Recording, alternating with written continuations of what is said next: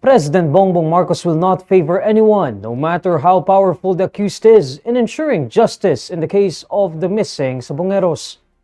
A suspect related to the case named some well-known personalities allegedly involved in the disappearances first reported 3 years ago. In a briefing on Thursday, July 3, Presidential Communications Office Undersecretary Claire Castro says that no one, regardless of their status in life, will be spared from the investigation.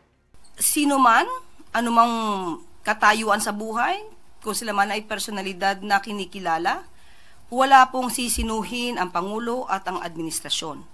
Kung may dapat na panugutan, dapat lamang pong maimbestigahan ng mabuti para mabigyan ng hustisya ang mga pamilya ng sinasabi nating missing Sabongeros.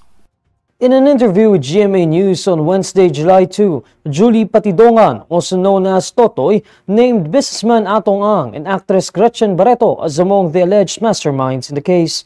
Totoy had previously implicated several police officers in the kidnapping of the Sabongeros.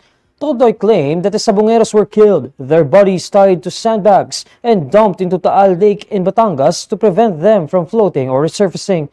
In the same briefing, Castro says it will depend on the findings of the Department of Justice whether Totoy will be recognized as a state witness. Meanwhile, Justice Secretary Boying Remulla says on Thursday that they are investigating Ang and Barreto over their alleged involvement in the case. Ang has filed his complaint affidavit against Patidongan and a certain Alan Bantiles before the Mandaluyong Prosecutor's Office on Thursday, July 3. Ang denies the accusations against him, stating they are false and without basis.